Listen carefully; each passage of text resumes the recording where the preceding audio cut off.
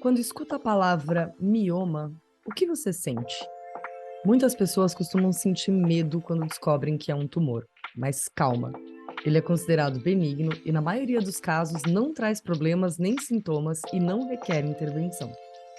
Agora, se os sintomas forem percebidos, aí sim uma investigação deve ser realizada. Tá, mas que sintomas? Que investigação? Vem com a gente e vamos explorar todas essas dúvidas.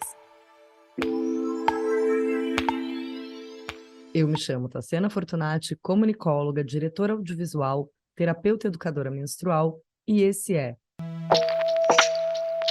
podcast Eu Menstruo, conversas abertas sobre menstruação que vai muito além de fertilidade e sangue.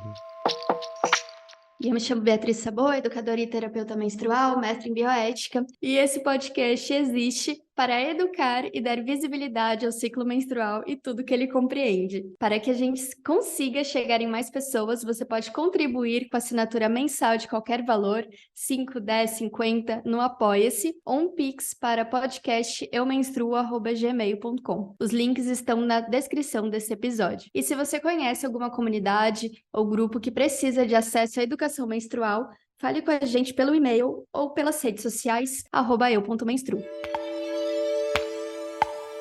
E o episódio de hoje é do quadro Papo com a Gine, com a nossa amada Fernanda Schier, médica, ginecologista e obstetra. Seja bem-vinda, Fer, ao nosso quadro. Oi, amadas! A pergunta que não quer calar: o que é de fato um mioma? Um mioma, gente. Que tema importante. Que eu acho que a Tassi se ilustrou perfeito o desespero de uma mulher que chega com diagnóstico de mioma no consultório ginecológico, achando que está com tumor, com coisa horroroso. Um mioma nada mais é do que uma proliferação anormal do músculo, do miométrio, que é o músculo do útero. Ocorre algum errinho ali na apoptose, que é a morte celular, que em vez de ficar paradinho ali, quietinho, produz um pouquinho mais, como se fosse um acessório no útero, vamos falar assim. Tem alguns miomas que são tão pequenos que eu gosto de falar para os pacientes que são brincos no útero. São detalhes fofos que não fazem nada, não servem para nada, estão ali só para a gente achar no exame físico. Mas tem outros que crescem, porque eles têm receptores hormonais de estrogênio e progesterona. Então, conforme o status hormonal dessa mulher, eles podem crescer e, dependendo da localização, fazer sintomas desagradáveis, como o sangramento uterino anormal, que foi um papo recente que a gente teve aqui. Fer, eu vejo algumas críticas, assim, das mulheres, principalmente da medicina natural, ginecologia natural, né, falando que é isso, que talvez a gente só vai descobrir que a gente tem um mioma porque a gente vai fazer ali um exame que às vezes nem tinha de fato uma justificativa para fazer esse exame, né? E aí faz um exame, descobre que tem um mioma, fica apavorada, não sabe o que vai fazer com isso, dependendo do médico ou da médica, ele também vai te apavorar e gera uma bola de neve, né? Então, eu acho que esse episódio, para mim, assim, a importância dele mesmo, como a Tassi trouxe no início, é essa questão de, tá, quando é esse momento que eu realmente me preocupo? Então, é isso, é o sangramento anormal? É uma dor? O que é o esperado, o que não é? Eu posso, de fato, conviver com o mioma, se ele for, então, pequenininho, esse brinquinho que você trouxe? Um piercing, com certeza. Piercing. Praticamente um piercingzinho no. Vamos deixar acessível a ginecologia, né? Mas assim, sim, pode totalmente. Então, em tese, a gente tem duas formas de a gente ter recebido esse diagnóstico de mioma. Através de uma investigação de um sangramento uterino normal, então essa mulher ela já tem um sintoma, e aí a gente vai ter que talvez ter uma abordagem para o mioma, ou faz um exame de ultrassom transvaginal pélvico só para ver como que tá, o que isso é muito questionável na literatura, né? Porque o só para ver como que tá pode ter esses achados. E esses achados fazerem aí a atrogenia. Então, gente, tudo vai depender da localização e do tamanho do mioma. A FIGO, né, que é a nossa Federação Internacional de Endometriose, ela criou uma classificação desses miomas, em que os ecografistas, quando isso depende muito da experiência também, então tem que fazer em lugar bom, tá? Já peguei paciente que tem sangramento uterino normal, faz 500 ecografia, não acha nada e de repente faz com a pessoa boa, e a gente identifica o mioma. Mas o que que eles fizeram? Para uniformizar essa posição dos miomas, eles criaram números, numerações para eles, mas basicamente são nomes. Então, se esse mioma ele tiver para fora do útero, então abaulando para fora, sem estar em contato com o endométrio, a gente tem um mioma subseroso. Esse é o nome. Se esse mioma ele tiver no meio do músculo, ou seja, tá ali no meio, não, às vezes, se não fosse pela ecografia, se você só olhasse o útero por fora, você nem ia saber que ele tá ali, chama intramural. E os mais sintomáticos de todos, que justificam os sangramentos uterinos, são os miomas submucosos, que são os miomas que estão em contato com o endométrio. De uma forma muito simplista, é como se a mulher ela tivesse que sangrar tudo que tem no endométrio mais o que tem no mioma. E por isso que aumenta esse fluxo. É lógico que tem toda uma alteração de liberação de prostaglandinas e tudo, mas eu acho que as pessoas elas conseguem entender muito claramente quando a gente fala isso. E ele tá ali com os pólipos, né? A diferença de mioma, submucosa e pólipo é a composição deles, mas o sintoma vai ser o mesmo, que é esse sangramento volumoso. E eu acho que é bem importante a gente destacar aqui que tem muitas mulheres que têm esses sangramentos, que ficam tomando os anti-inflamatórios, tentando manejar esse sangramento de várias formas, e ele nunca vai melhorar se não tirar. Então, a indicação mais precisa para tratar os miomas submucosos que geram esse desconforto é a retirada. Mas a gente já pode falar um pouquinho mais para frente sobre isso. Colocado esses 3 nomes e a localização dos miomas é bem importante. Tem algum outro sintoma, Fê? Sim, dependendo do tamanho desse mioma, ele pode sim piorar as cólicas, né? Então, ser uma causa de dor pélvica, de dismenorreia, né? Principalmente no período menstrual. E se for um mioma volumoso ou um útero que tem muitos miomas e que gera um aumento global desse útero, pode gerar sintomas compressivos, como, por exemplo, um peso embaixo do ventre, dor na relação sexual, até perda de urina porque empurra a bexiga. É quase como vocês já devem ter ouvido mulheres com miomas que falam: é como se eu tivesse grávida de 6 meses, o tamanho do útero, sabe? Existem úteros que crescem tanto que ficam na altura da cicatriz umbilical, assim, que seria ali 5, 6 meses. Então, eles têm todos esses sintomas, né? Então, mulheres que começam a perceber esse aumento do volume abdominal e tudo mais, tem que procurar logo uma consulta. E tratamento, Fer, quando é de fato algo, né, mais sério? Então, quando a gente vai falar de tratamento de miomas, tudo vai depender do desejo reprodutivo. Porque o que que a gente precisa pensar? A partir dos 30 anos, mais ou menos 35, há uma incidência maior de miomas, até os 55 anos, mais ou menos, antes de entrar na menopausa. Se essa mulher ela ainda tem um desejo reprodutivo e ela tem mioma, esse mioma, primeiro, pode estar sendo uma das causas da infertilidade dela, se ela ainda não engravidou. E segundo, esse mioma ele vai crescer na gestação, porque tem muito estrogênio e progesterona. Então, dependendo do tamanho dele, ele pode aumentar tanto que incomode. Vou dar um exemplo aqui prático. O mioma ele é muito mais comum em mulheres pretas. A gente atende bastante mulheres imigrantes, né, do Haiti. E a gente tem visto uma porcentagem muito grande dessas mulheres com miomas gestantes.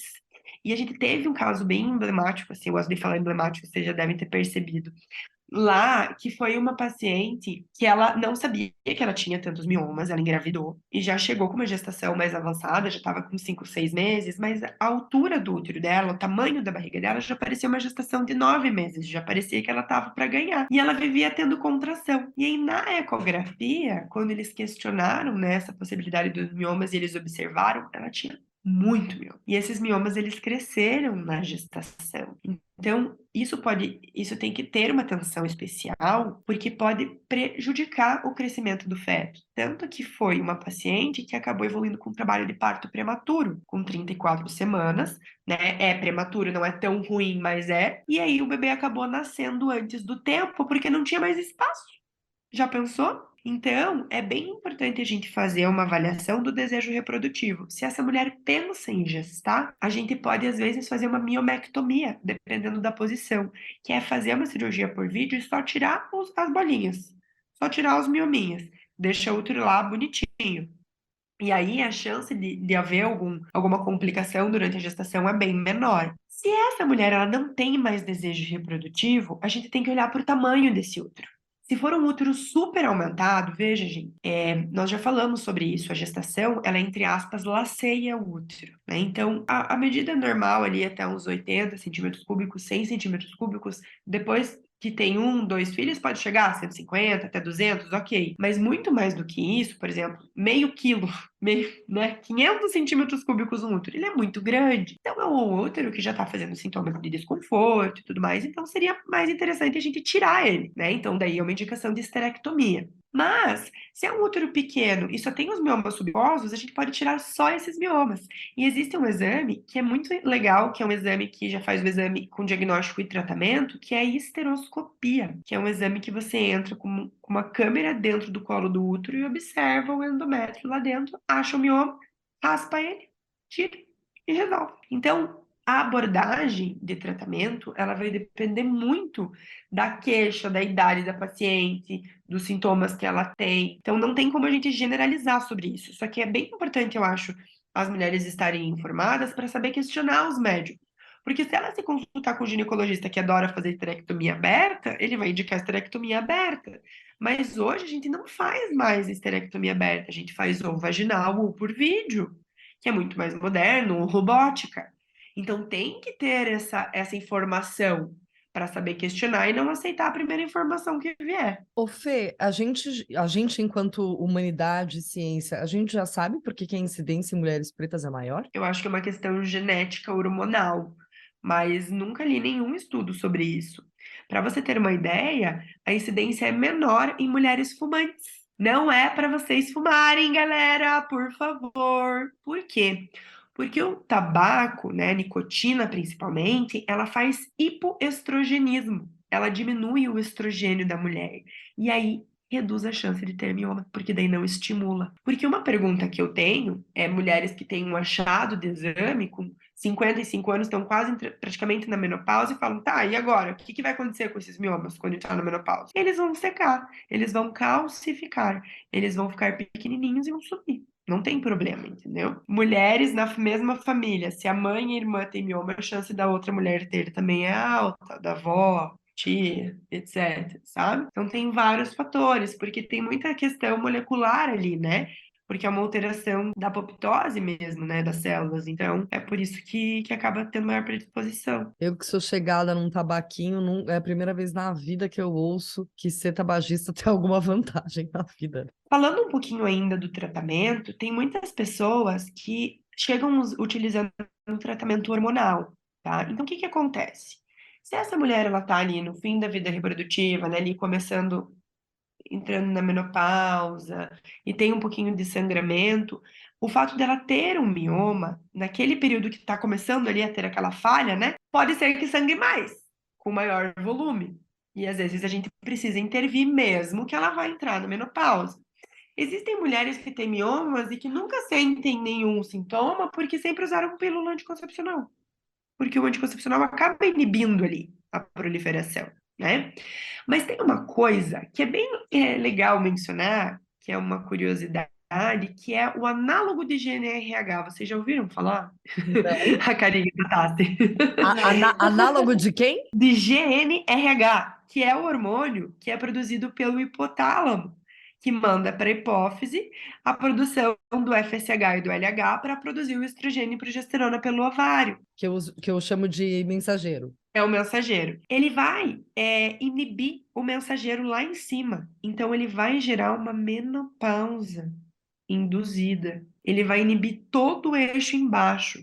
E os estudos, eles mostram que é interessante utilizar esses análogos para pacientes que não podem fazer cirurgia ou para pacientes que têm úteros muito volumosos. Gente, tem útero de, assim, 1.500 centímetros cúbicos. Tipo, é gigante, é uma bola de basquete. Caraca! Sim, de tanto mioma. Depois eu mostro uma foto de miomas, assim, pra vocês, porque daí eles fazem a esterectomia e cortam, assim, daí dá pra ver os planos bem bonitinhos dos Manda pra miomas. gente, a gente vai colocar no Instagram pra galera ver. Tá, parece um ETzinho, assim, é bem fofo. A Fernanda é maravilhosa. Ela é realmente muito apaixonada porque ela faz, porque ela fala, é muito legal, É muito fofo. E eu e a Bia, a gente tá aqui assim, tipo. Uma cara. Mas é assim. Não, e Fer, eu tive disciplina, né, de anatomia humana semestre passado na farmácia, mas o que eu vi de útero era mais assim de crianças ou pré-adolescentes, sabe? Então eles eram muito pequenininhos assim. Aí quando você fala de um útero do tamanho de uma bola de basquete, É realmente eu não muito sei nem o que grande, pensar. é É realmente muito assustador, grande. realmente. Mas o que faz ficar desse tamanho são as bolas, né? As bolotas, assim, dos miomas. Mas assim, essa paciente ela vai ter que fazer cirurgia, mas vocês entendem que imagine o tamanho do corte que teria para tirar um útero desse tamanho. Então, o análogo de GNRH, ele atua de uma forma muito legal aí, porque ele pode reduzir em até 50% o volume do útero. E aí você, além disso, melhora a anemia da paciente, porque essa mulher que tem mioma, ela provavelmente vai ter uma anemia junto, porque ela perde muito sangue, melhora a anemia da paciente e faz com que essa cirurgia seja mais segura, com menor perda de sangue. Porque o análogo, como ele faz esse estado de menopausa, a gente pode usar no máximo 6 meses. A gente fala para não passar de 3 meses, sabe? Porque pode fazer osteoporose, é muito sério. Então, ele pode ser usado pontualmente nessas situações. Ou em mulheres muito jovens, que têm essa indicação cirúrgica para você tirar apenas os miomas, às vezes deixar o útero, mas para você tentar reduzir o tamanho deles. E tem muitas mulheres que estão na perimenopausa, que estão quase ali entrando, que daí fazem uso e é como se adiantasse a menopausa, que daí usam uma injeção, é injetável esse análogo, e aí nunca mais menstrua. E daí resolve a situação, a questão do mioma do sangramento, né? Mas é bem interessante falar sobre essa injeção, porque ela é fornecida pelo SUS. Ela custa mais de R$ 5.000 e ela é fornecida pelo SUS. Viva o SUS! Viva o SUS, maravilhoso. Jesus, é gostoso demais. Ô, Fê, eu fiquei curiosa aqui, aproveitando para tirar essa dúvida com você. A gente sempre aprendeu que o tamanho do nosso útero é mais ou menos o tamanho do nosso punho fechado. Faz sentido essa Sim, informação? faz muito sentido. Que é mais ou menos o tamanho do coração, porque a primeira vez que eu ouvi essa relação de tamanho de punho era do coração. Olha que bonito. Sim, a coisa mais linda, a gente é muito simétrico, né? Mas assim, ó, a gente tem que lembrar da paridade, né, das mulheres. Se essa mulher ela já teve filhos, o útero vai ser um pouco maior do que isso, né? Mas pensem, para ele, o útero ele é intrapélvico. Se você pegar teu ossinho da pube aqui, ó, você aí que está podendo encostar no seu osso da pube, toque no seu osso da pube, você vai conseguir entender que o teu útero tá ali para dentro, você não consegue palpar ele aqui por cima. Então, se você pôr a mão e sentir alguma coisa abaulada, ai meu Deus, agora todo mundo vai consultar ginecologista. Pode ser um útero aumentado, entendeu? Então, é um punho fechado mesmo. E lembrando que usuárias a longo prazo de anticoncepcional, assim, inibindo a ovulação, fica com o útero menor, que tem menos estímulo. De uso ininterrupto, né? De uso que não Interrupto. promove o sangramento de supressão. Ou há muitos anos. Isso não significa que ela vai ficar para sempre assim. A hora que ela parar de utilizar esse contraceptivo, o útero dela volta ao tamanho normal. Agora que você já botou o terror e que você mesmo falou que vai todo mundo sair procurando ginecologista, explica direito como é que é esse negócio de encostar no osso público pra gente não criar terror. Tá. É como se você estivesse deitada, você vai sentir o teu osso da pube.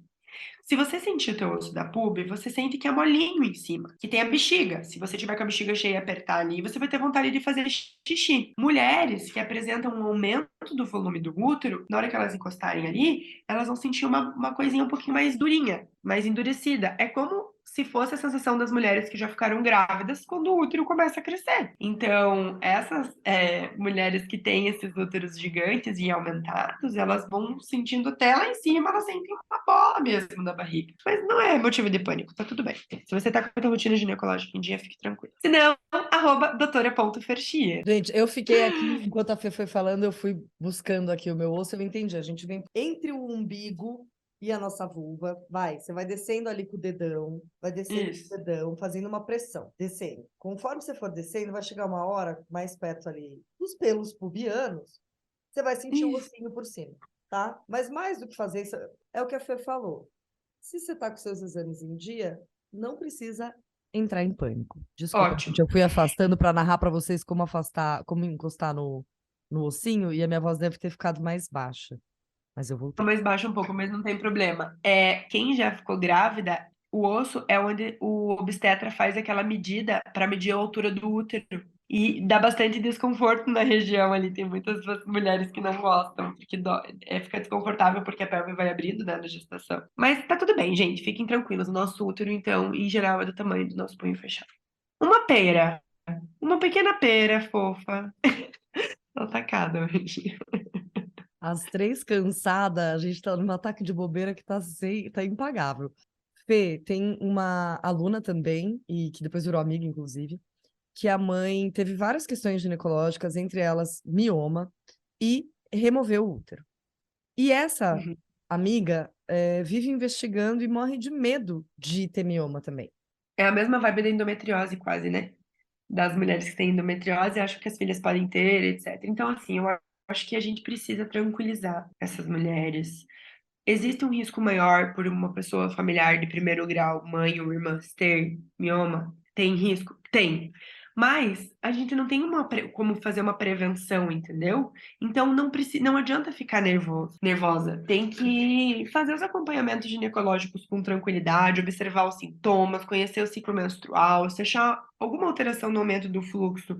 Aí falar na consulta ginecológica que tem familiar com mioma para surgir até como uma hipótese diagnóstica por parte do ginecologista. Mas assim, cada mulher é única. Então, não é porque a sua mãe ou a sua irmã tem que você vai ter. Vamos trazer essa questão da individualidade. Agradecemos os nossos ancestrais, mas a gente não precisa ter uma coisa para mostrar que ama elas, né? Então, você que está nos escutando, fique tranquila. Se tiver algum sintoma, alguma coisa que está te preocupando, busque orientação médica. Inclusive, Fer, qual que é o seu arroba mesmo? E hoje, em uma palavra, o que é menstruação para você? Informação. Você que está com a gente, fez sentido? Obrigada pela companhia. Tenho certeza que a gente trouxe luz e acalmou a maioria de vocês em relação a esse assunto. Mantenha seus exames em dia, busque informação e orientação médica de qualidade. Uma forma rápida de você apoiar esse podcast é seguir e ativar o sininho para não perder nenhum episódio e avaliar com 5 estrelas no Spotify. O episódio também está disponível no Deezer e YouTube e você pode seguir a gente por lá também. Eu me chamo Tassiana e eu menstruo. Eu me chamo Beatriz e eu menstruo. Eu me chamo Fernanda e eu menstruo. Esse foi o podcast Eu Menstruo, mas a conversa não acaba aqui. Ela continua no @eu.menstruo no Instagram e no TikTok. Se você ficou com alguma dúvida e quer compartilhar uma experiência com a gente, manda texto, manda áudio no oi@eumenstruo.com. Beijo grande.